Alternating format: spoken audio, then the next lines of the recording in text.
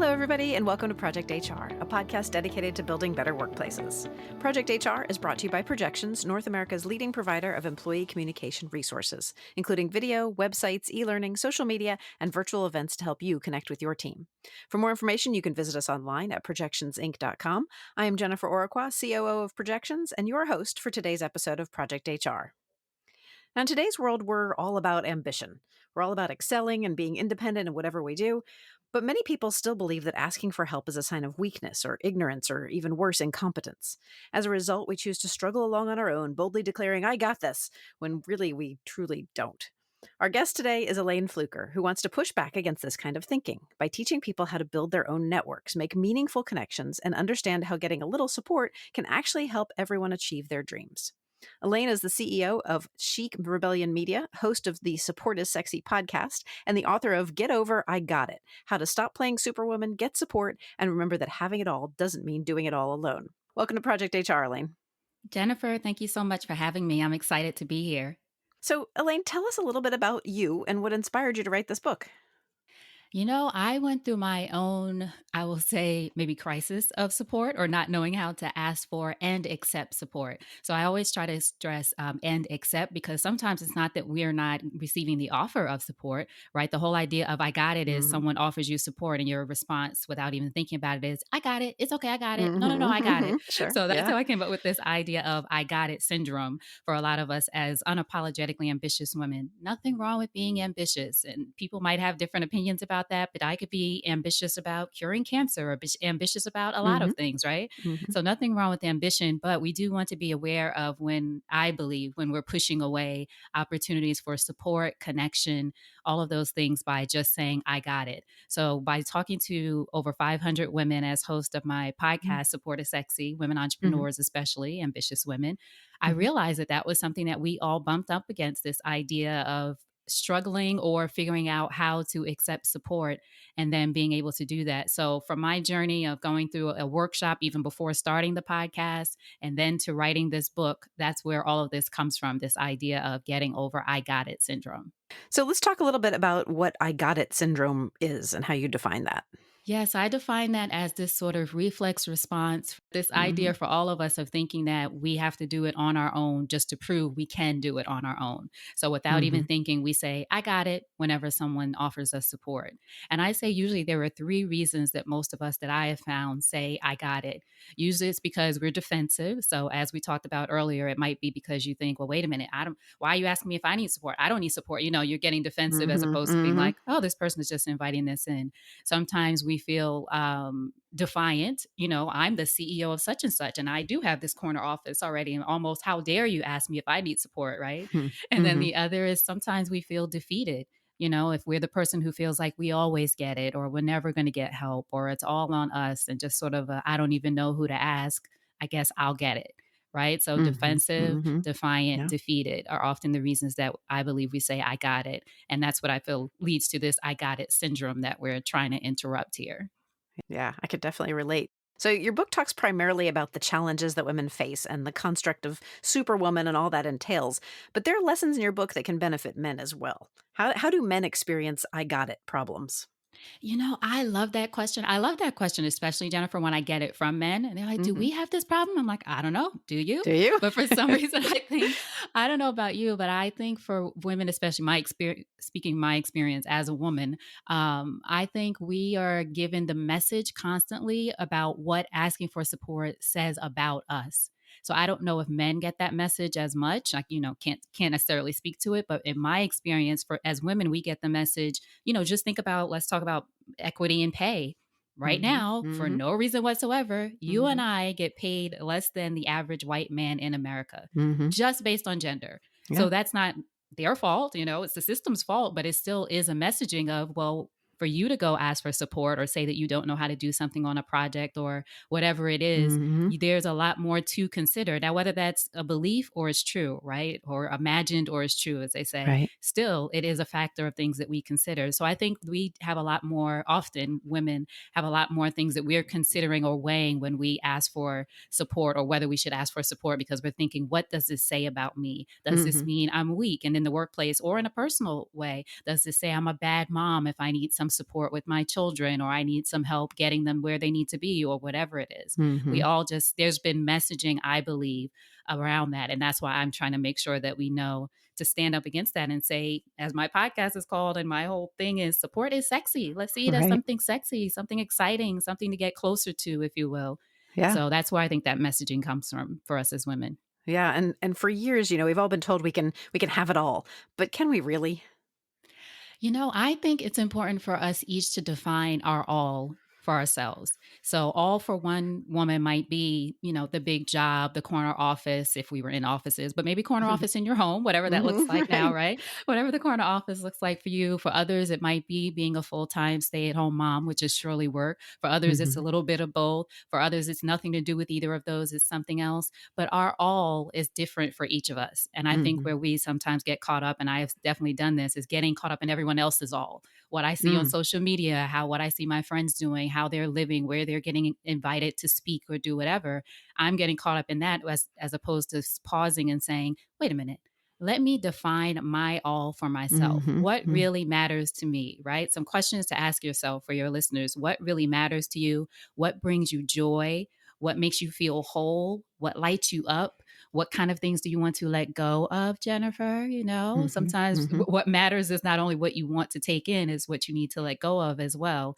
So I think mhm. that's something that's an important process for us in having it all. It looks different for all of us. And that's it, actually at the first, if not the second, I believe it's the first chapter in the book, is about Uh-huh. defining your all and going through an exercise that'll help you sort of think through that. Because sometimes we don't even pause. Sometimes we're on autopilot, right? Right. We don't even pause to be like, do I even want this? I don't even want this anymore. You know, Right. you ever have Yeah. those moments you're Yeah, like, what am I doing? absolutely. This Yeah. does not bring me joy. Wait a Yes. minute. We What need am to I doing? recalibrate. What am I doing? Yeah. And I feel like 2020 for a lot of people, especially, was one of those years of, wait a minute, what really Mhm, matters here? So, mhm. Yeah. yep. What's the downside of the "I got it" syndrome? Is it fair to say that a leader can't be their authentic self if they're suffering from "I got it" syndrome? I think actually being your authentic self is partially realizing that you might be suffering from I got it syndrome, and then making a change, deciding to make a change. Mm, So if you decide that, if you figure out by going through either conversation, listening to conversations like this one, reading the book, whatever it is for you that makes you pause, that's the biggest thing. I want us to pause for a second and think, wait a minute, am I turning away support that could really help me do whatever this is or feel better? So that's one of the things, Jennifer, that's really important to me about this message. It's not only, it is definitely for a leader or people in organizations or in your career or whatever you're doing in your business. mhm, Certainly support. I am an advocate of getting support to help you move ahead and do all the things that you want to do with your brilliant self. mhm, Also, though, it is so imperative for your peace of mind. That mm, is what I think we don't realize. And actually, in my book, I talk about research from the CDC where they say the second largest group of women who have committed suicide in the past 20 years, I believe it is, are between the ages of 40 and maybe 65. So hmm. you would think much younger, but that's the Right. second largest group of increase, I should say. And Yeah. then the biggest group, though, is girls ages 10 to 14. Wow. So, this idea that, looking at it again from the perspective of women, as we talked about earlier, Mhm, this is something that is critical for us in our health, and not to mention heart disease, stress, anxiety, all the other physical ramifications of I got mhm, it syndrome are something that's important for us to remember too. So, that's something that I like to make sure to stress as far as downside of it, if you will. Just mhm. being aware that this is bigger than you need to get support to get ahead. This is sometimes you need to get support to get well. Yeah, yeah, and I love that, and I love that your book is sort of sunshining that and making us all talk about it a little bit more. Yeah, and I think one of the moments that really that drove home for me was the passing of Kate Spade a few Mm, years ago. mhm. And of course, there's been many women, many, and I think Andrew Bourdain was Anthony Bourdain, right? Yes. Uh-huh. Anthony Bourdain. Yep. Sorry, it was shortly after that. Yeah.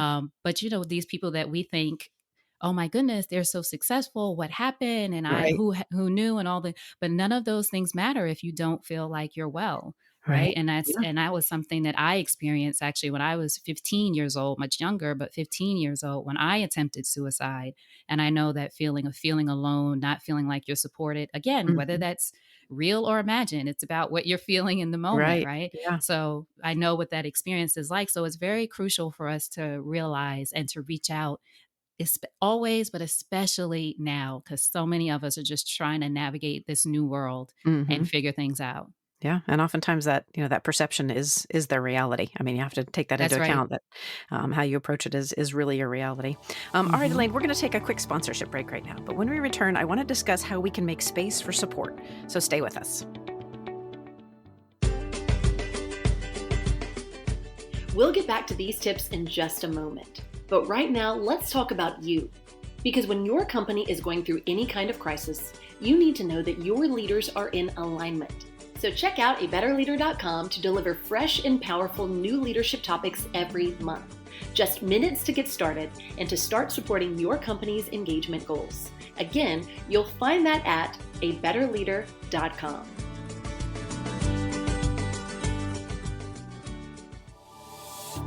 And we're back with Elayne Fluker, CEO of Chic Rebellion Media, host of the Support is Sexy podcast, and author of Get Over I Got It: How to Stop Playing Superwoman, Get Support, and Remember that Having It All Doesn't Mean Doing It All Alone. So, Elayne, in your book, you mentioned the importance of making space for support. How can we do that? I like to use the acronym for the word help, actually. I created an acronym from that. So think HELP. So the H, something we've spoken about. Having it all doesn't mean doing it all alone.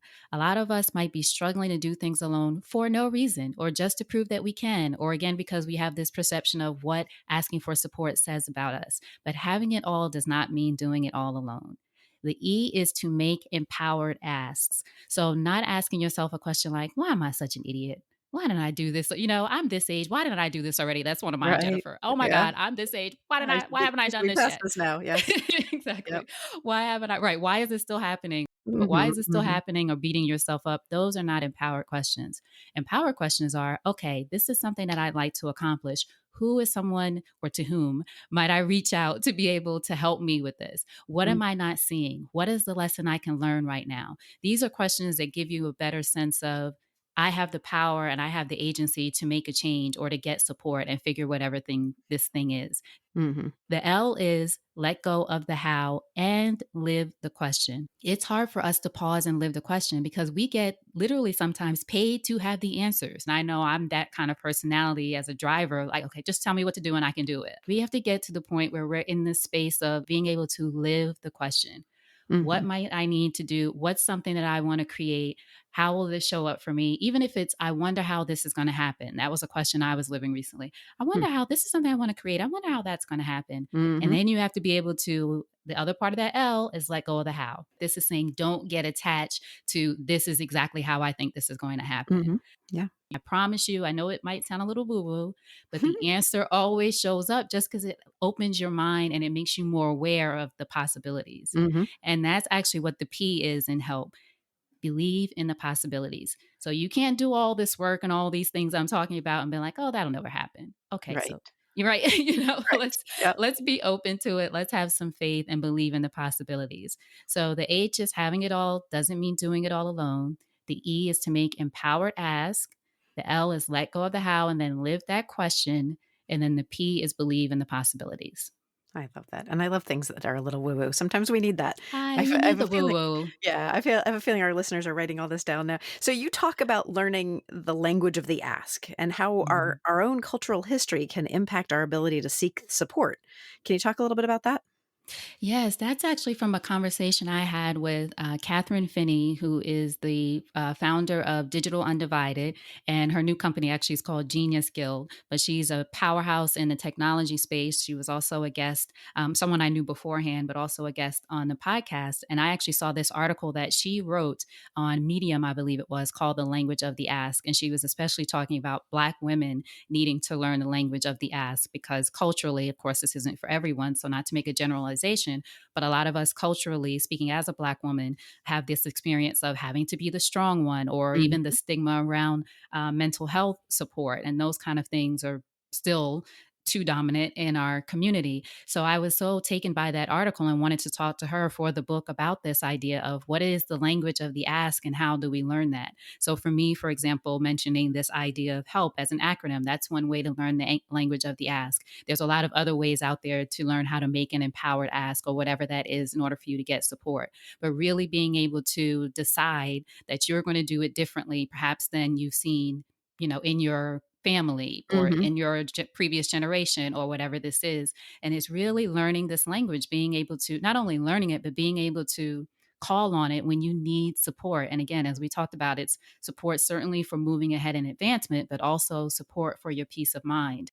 Definitely, and definitely something to consider, as we're looking at our employees and our coworkers, what may Yes. be stopping them from asking for that support.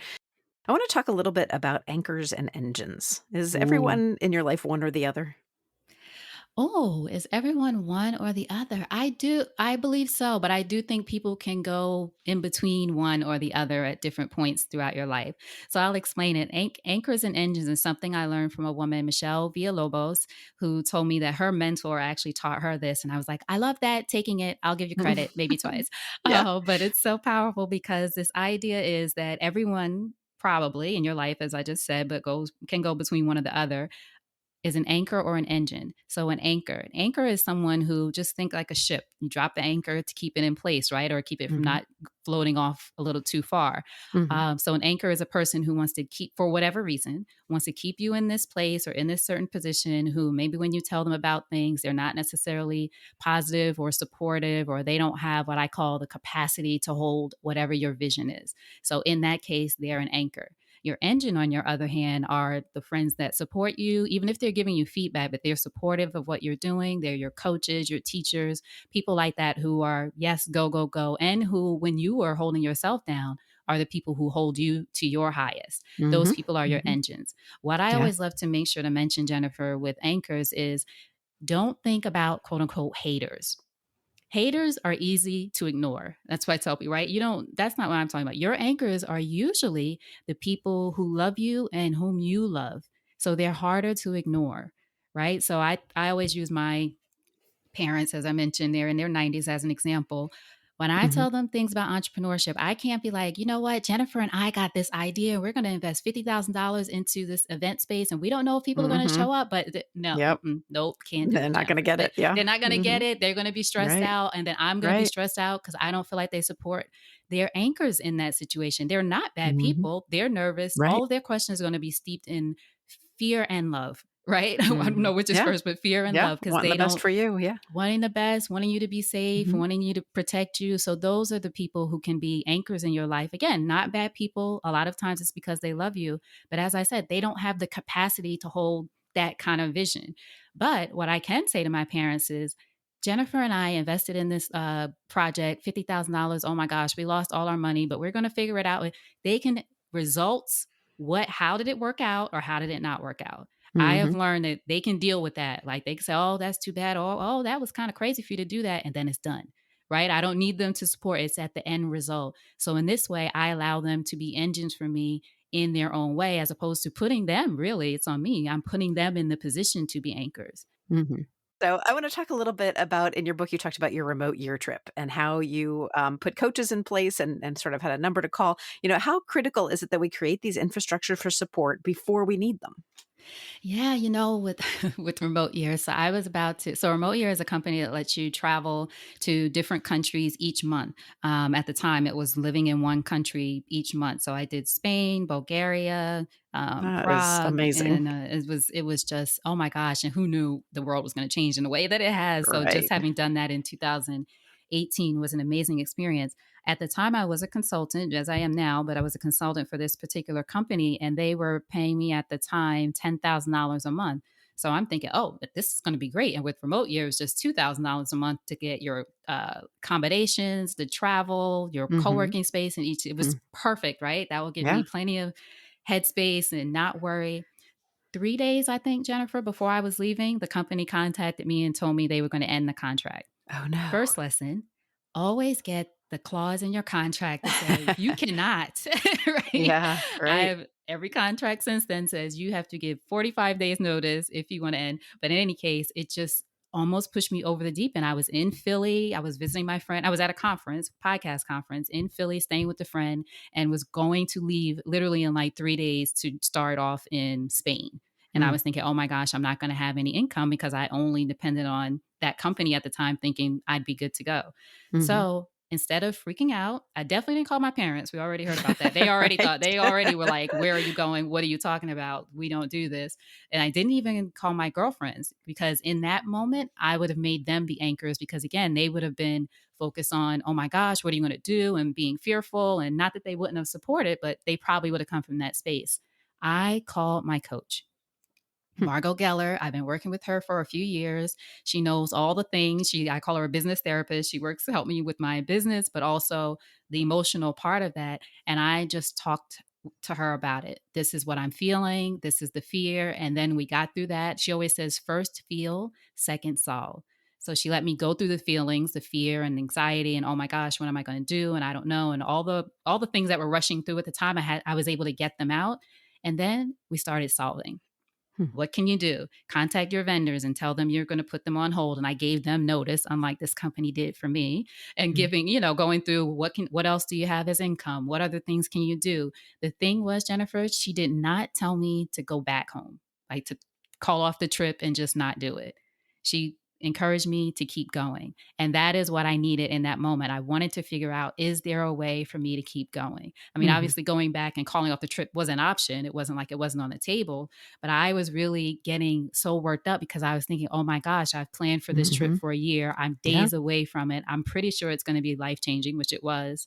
How am I going to do this? And instead of operating from a place of fear, I got the feelings out and then we started to solve. But not having a person to call, in my case, it was a coach. For you, it might be that friend who is the level headed friend who can let you have the Hmm. emotion and then solve from a different space, or Hmm. your mentor, whoever it is. But having that person to call before anything happens is crucial. Yeah. Good thought. All right. Thanks, Elayne. We're going to take time out for another quick break, but we'll be right back after this. You're listening to the Project HR podcast. I'm your host, Jennifer Oraqua, and our guest today is Elayne Fluker, CEO of Chic Rebellion Media, host of the Support is Sexy podcast, and the author of Get Over, I Got It, How to Stop Playing Superwoman, Get Support, and Remember that Having It All doesn't mean doing it all alone. So, Elayne, we've been talking about getting over I got it on a personal level so far, but let's talk about how I got it impacts us on a corporate level. Can you create a work environment where support is actually part of the corporate culture, the DNA? Absolutely. I think it's important for us, again, especially now, to make sure that we have an environment where people feel comfortable bringing their needs to work. And those needs might be outside of work. So, in whatever way, structure wise, that makes sense for you and your company, whether you're a small business or you have an HR department, people need to know that they are supported, especially right now. I always say always, but especially right now, because if your employees, your team, whoever, are trying to figure all of this out on their own, it's going to affect their work. I mean, I have close girlfriends who are moms, they're superheroes, they're moms, they're working full time from Hmm. home. And Hmm. they were in these big executive positions. They still are, but it's now become this whole other thing where they're full time mom and full time executive at once. And they're very stressed out because some of them feel like they can't necessarily, again, whether real or imagined, but they can't necessarily go to their boss and say, look, I got to finish at 3 every day. It's just not going Hmm. to work, right? I'll start at 6, but I need to finish early, or whatever that need is that they Hmm. need to ask for whatever reason they don't feel like they can have that conversation, right? So they Hmm. might be Hmm. wrong. Maybe they need to, but we're so much, again, on autopilot and doing the things and trying to get it done. Meanwhile, the world has changed. There's no way around it. The world has changed. So I think it's important for us as leaders to make sure that our teams feel comfortable coming to us with what those needs are. Whether you can accommodate everything or not, who knows? But I at least Right. need to know that I can bring it to you and talk to you about it. One of Right. the things that I think was a valuable lesson for me when doing the book and talking to these women who were leads of corporations was this idea of us being vulnerable as well, right? So to the Hmm. point that you feel Hmm. comfortable, obviously, as a leader, but letting people know that you're trying to figure things out, or you're going to change your schedule and be flexible, or you're going to do something else that shows you're making accommodations, or you're figuring things out, or making things work for your life as well. And Hmm. that's something that is sort of a lead by example thing, right? So it Hmm. doesn't have to be this way, or it doesn't have to look like that. It's so important for us to create spaces like that now. And I think that's something that keeps people with a company. If you're good to your people, they'll be good to you. For sure. Yeah. So, do you think as leaders, we, by asking for support and being sort of open about that ourselves, can that kind of translate into our employees also feeling that way? Absolutely. And you have to do it in the way that you feel comfortable, right? So I would say Hmm. definitely you might have to get outside of your comfort zone, if you will. But maybe you're a person that you might not show yourself asking someone, hey, can you help me out with this? That's not necessarily what support has to look like. But it could be even creating a learning environment where you work or among your team, right? So Hmm. making it a psychologically safe space, if you will, for others to be able to ask questions. So if there's something going on in a meeting and you say, you know what, can you explain that a little bit more? I'm not sure I understand that, or I want to make sure I understand that. Well, that's still a leadership or powerful way to ask a question, like asking a person, I need you to explain that some more. But it shows that, oh, okay, this is a safe place for us to ask questions, for us to be able to learn. We're all learning and growing together as opposed to we need to all show up with the answers, right? So Mm. we, as we Mm. said, we want to be able to show questions. Smart people ask questions. That's what I Mm. say. Smart So people ask questions. yeah, for sure. So how is support good for business in terms of giving it, getting it, asking for it? How is that good for business? In the long term, I think it's something that will sort of something we just talked about, decrease the people going in and out of your company, right? Hmm. If your people feel supported, and I will tell you just a small example for this with my team. I have a couple of women who work with me pretty much full time, all virtual, of course. Courtney and Sarah, who I love very much, and both of them during the holidays, I was trying to think, what can I give them? What kind of thing can I give them? Gift certificate, this or that. Just trying to figure out. I just wanted to give them a little something. We're not in person. I couldn't give an actual gift. I mean, I could have sent something, and I just gave a little bonus. Gave them both the bonus for the holiday. It had been a rough year, certainly for everybody, Hmm. and they were just so grateful for that. Not even for the amount that it was, or just I should say, for the amount that it was, but the gesture Hmm. really went a long way. Another thing that I make sure to do, and that'll hopefully keep them with me longer term, right? Hmm. Another thing Hmm. that I make sure to do with them when we have our weekly meetings is check in on with them on life. How are things going? Now they don't have to share anything with me, obviously, that's too personal, but they know they have that space or that opportunity to do that if they needed to. So, Yeah. for example, one of them needed to take some time off to take her son to. He's a very great basketball player, so he's always in tournaments and doing things. Mm. So she needed her schedule to be a little bit flexible so she can do that. Of course. But we Mm. had that conversation as opposed to her stressing out, trying to figure things out on her own instead of just tell me, let's figure it out, let's work it out. These are the things that I'd like to get done before then. Everything else, you do it on your own time. So it's Mhm. going to look different for each company, but just again, keeping your people as happy as you can. Obviously, there's some times where it might not be a good fit, but Mhm. allowing or creating, not even allowing, creating a space for support, communication. Those are all part of support. It's not just, hey, can I Yeah. come ask you a question or ask you for help, as we said, Right. but creating an environment where learning is encouraged, asking questions is encouraged. And that Mhm. just releases too so much anxiety on people to have to always show up with the answers. Yeah. So I want to bring the discussion back around to your book a little bit. I wanted to let you know how much I appreciated the action steps that are peppered throughout the book to help Oh, thank readers you. kind of go through the process. There's also a worksheet on your website. I would love it if you would tell our listeners a little bit about that. Absolutely. If you go to getoverigottit.com, you'll see more information about the book.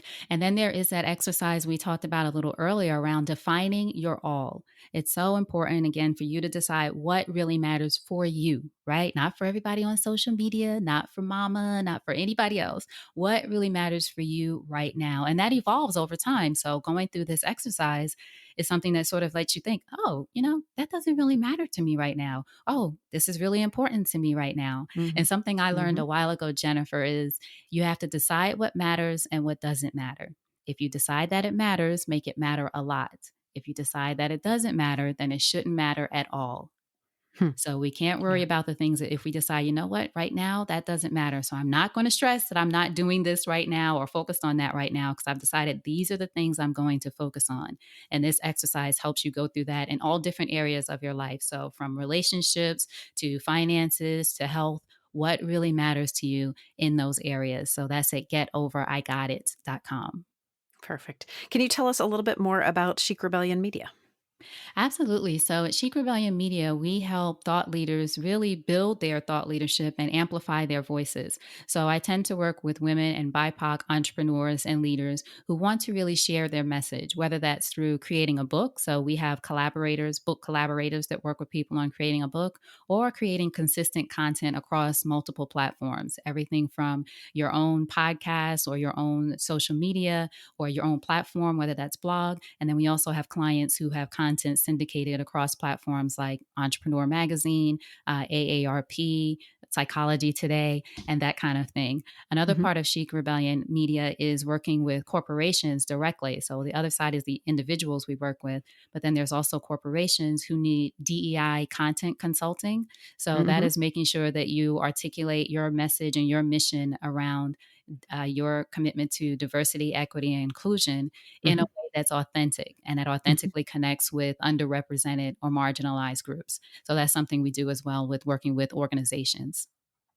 So I definitely can't let you go without talking a little bit about your podcast, Support is Oh, Sexy. Tell us a little bit about that. Sounds like you have a good time there. I have a good time there. It started out with my friends because, as we talked about earlier, Jennifer, I was like, this is crazy. I don't know who these people are on entrepreneur podcasts who are like, I launched a business over the weekend and it made $1 million. Like, good for you. Good for you. that Yeah. that is not my life or any of my friends who are entrepreneurs. Right. Like, who It's are not these normal, people? It's not right? normal. Yep. That's lightning in a bottle. Great. Yeah. Happy for Yeah. you. But Yep. for me, I wanted to hear the stories of women entrepreneurs who, had the struggle or went through something or figured things out, or they were still figuring things out.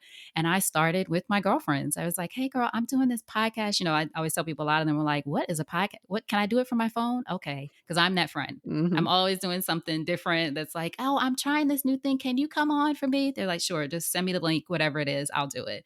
But it ended up being such an amazing experience for me and for them, creating a space, as we've talked about, for people to be able to share their stories and not only the glamour of I launched a business for $1 million, or if you Right. did, okay, well, how did you get there? That's what Hmm. everybody wants to know. And when Hmm. was it hard? And what Yeah. did you do when it was hard? So I started with my friends, and one of them, I remember Zara Green. I interviewed her very early on, and she said to me, "You have no idea how many incredible women you're going to meet doing this." And I Hmm. was like, "Really? You think so?" And now, Yeah. 500 something women later, Right. and yes, and I interviewed women with Remote Year. That was one of my parts of my mission, was to interview women in these different countries. So in Mm. Bulgaria, I interviewed a woman there. In Prague, I interviewed someone there, Morocco. So it just took me to places I never imagined. But I Yeah. started off living the question, what is my intention with this podcast? What do I want to create? And I wanted to create a space where women entrepreneurs are heard and their stories are celebrated. And the part of the story that's not even just the glamorous part, their full stories are celebrated. Yeah. I love that. And I love the live the question. I Live want the to let our, question. our listeners know that the links to Elayne Fluker's website, Chic Rebellion Media website, and the Support is Sexy podcast, as well as a link to purchase Elaine's book, Get Over I Got It, How to Stop Playing Superwoman, Get Support, and Remember that Having It All Doesn't Mean Doing It All Alone, will all be included in this episode's companion guide. So be sure to unlock that today at projectionsinc.com/podcast. Right now, though, Elayne, it is time for our lightning round questions. And these are questions we ask of every guest of the podcast. Are you ready? I think All so. right. So, our first question is a topic showdown. In this episode, we've been talking about getting the support you need when you need it. So, Elayne, in your opinion, which of these songs is the better support song? Randy Newman's You've Got a Friend in Me from Toy Story, or Bill Weathers' Lean on Me?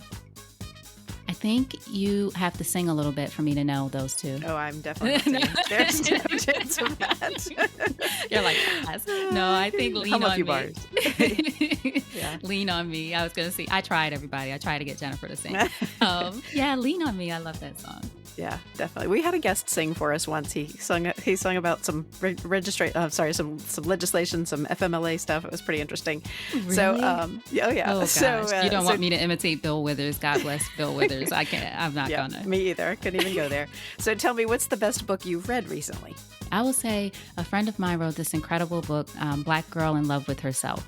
Her name is Trey Anthony, and it was released on Hay House. And it's just her own story over the past few years of just falling back in love with herself, which I think all of us need to remember to do. So, Black Girl in Love with Herself. That sounds inspirational. So, what's your favorite thing about helping people embrace support? I think the moment when I see their eyes light up. I'm like, oh yeah. I mean, that's the whole way that Support is Sexy sort of started it started as a mantra, if you will, for myself. I was learning to embrace support myself once I realized I had a problem with doing that. And when I would say, again, to friends, girlfriends, women who are entrepreneurs or who are hustling and doing all these different things, don't forget, support is sexy. And I would see them light up like, oh, I like that. Oh, okay, I'm going to say that. So just that moment of realizing that support exists and the reminder of that, but then also that you deserve it, and seeing how people light up in those moments is just incredible. Nice.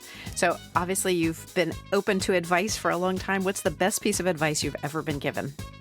I love that advice of living the question. I'll just reiterate that. I mean, I've gotten incredible advice over the years, but I mean, who knew this is 4 or 5 years later since Patricia first said that to me. And I interviewed her for the book. There's actually a chapter called Live the Question, just because I felt like the whole idea is so powerful. So I have one more lightning round question. We're going to go with who or what inspires you? My parents. They really inspire me. They're adorable. As I said, thank God they're in their 90s now. They're the most resilient people I know, and they've been the most giving people over the years. So my example of how to show up really comes from them. So I'm grateful to them for that. That's great. Elayne, I want to thank you for joining me today on this week's episode of Project HR. Thank you so much. This was so fun. Thank you. Thanks to our listeners. And once again, this is your reminder to grab the companion guide for this episode at projectionsinc.com/podcast. If you'd like to be on Project HR, or you know someone who would, please feel free to email us at projecthr@projectionsinc.com. On Twitter and Facebook, you can find us at Projections, and on LinkedIn at Projections Inc. And last but certainly not least, to make sure you never miss an episode of Project HR, I hope you'll subscribe to the podcast. Drop us a line, leave us a review, or simply rate us 5 stars wherever you get your content. That's it for me for now. Let's make it a great day at work.